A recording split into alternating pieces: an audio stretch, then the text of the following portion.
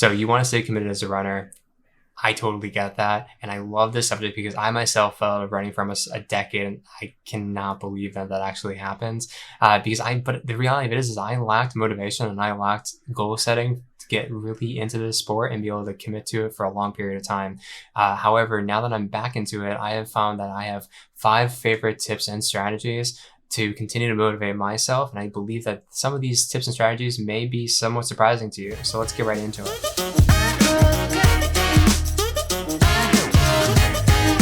First, set realistic goals for yourself. It's so important to have goals in mind for this sport to continue to have the motivation. But if it's a goal that you might not be in your wheelhouse yet, it could be frustrating and disappointing when you might not be able to reach it, or you don't know how to get there based off compounding your habits and compounding the goals to get to that ultimate goal. And so, for instance, if you were just getting into running, it might not be important for you to get 30 to 40 to 50 miles a week. It might be just more important for you to get out there for 10, 15, 20 minutes at time and just do some light jogging, do some interval work, and really see what you like and what you don't like about the sport.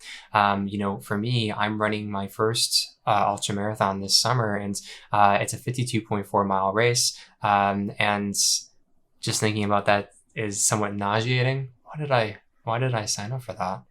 Well, anyways, this race is really going to be challenging, and thinking about running that many miles at once is really daunting. However, knowing that if I work to a very specific base and I'm able to hold that for a consistent amount of time, I believe that that is absolutely going to help build my aerobic base, as well as ensure that my body can run on fatigue, especially my legs. And so I'm working towards adding 5 to 10% mileage each and every single week, hopefully getting closer to that 100-mile-a-week mark and be able to hold that consistently for a few weeks. That'll get me so much closer, and that 52.4 miles will be absolutely more digestible.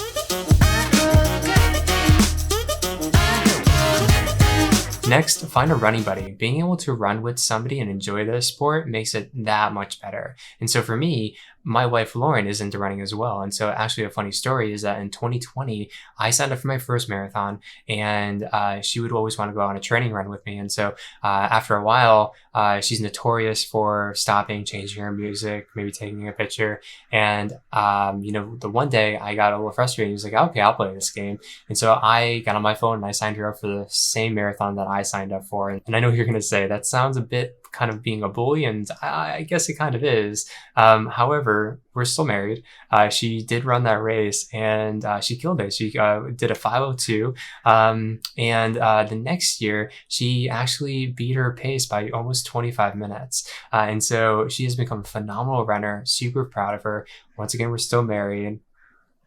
We're still married, right? I did good? Okay, thank you. Now, if you can't find a running buddy, you can join some virtual groups. I love Strava and Garmin for this because they have some really great ecosystem, and you can find people at your same pace, maybe ones that actually want to go for trail runs, or maybe on the beach, anywhere that you might live. So you can really get in there and customize it based on how you want to run, and be able to make some friends along the way.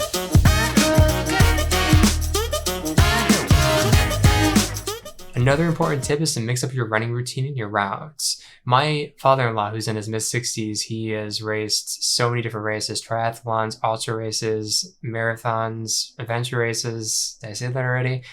If you get into a room with him with a glass of whiskey, you're going to learn all about it. But he loves to get into his car and go and drive somewhere to train or run or walk, or whatever he's about to do for that day. For me, I'm not great at this. I like to just walk on my door and go for a run. And so I have a handful of 3-mile, 5-mile, 10-mile loops that I like to go on. However, this can really risk burnout if you always do the same route over and over again. And so you want to be able to find different routes. It's always good. Like if you know that you love 5-mile routes, have 3, 4, or 5 of those so you can mix it up and actually incorporate maybe some interval training and incorporate different ways you might take that route. Really important to mix that up for your body's sake, but also your mind's sake. I do think, though, that if you are going on the same routes, that does help callous your mind just a little bit more, because running can be very repetitive, and it's good to be able to get out there and not really think about what you're doing, and just continue to move your body. So there's pros and cons to it, but definitely recommend trying to get at least a handful of routes that you really enjoy and continue to add to that. who knows, I will take some of my own advice and find different routes as well. Recently, I got chased by like 4 coyotes. And so when I'm running at 5 in the morning, I can't take that route anymore.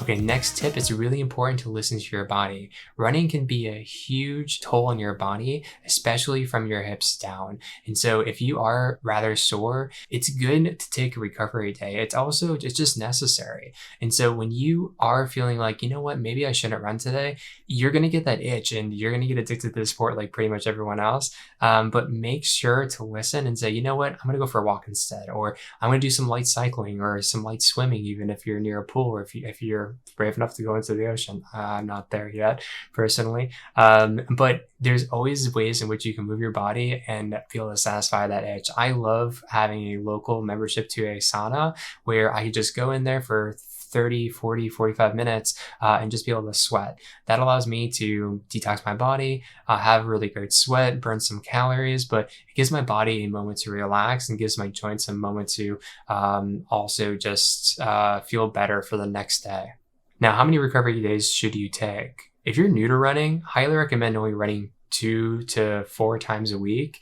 But if you're really into running and you have good form and you have a good understanding of what your body can take, it's okay to do 1 recovery day, but make sure it's strategic. Maybe it's right after a long run or right after some speed work. So it gives your body a moment that you can just like do absolutely nothing. I'm currently listening to the David Goggins book, and he talks about taking 1 full recovery day on a weekend, and where he doesn't have anything planned, doesn't do absolutely anything, and he even just like allows his mind to just relax and not think. And I think that's so important. If you're not able to do that, I think having at least 2 recovery days is absolutely imperative. You can mix it up at having 2 consecutive, or even do like a random, like it's always a Monday and a Friday, so there's always a gap in between.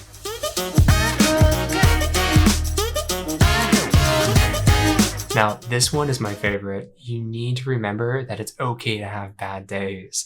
I went for an 18-mile run today and I thought, okay, cool, I'm going to do an 8:30 pace. It's going to be a great zone 2 training. And I got out there, and by the time I hit a mile 11, I'm like, what am I doing? Like, this is so hard.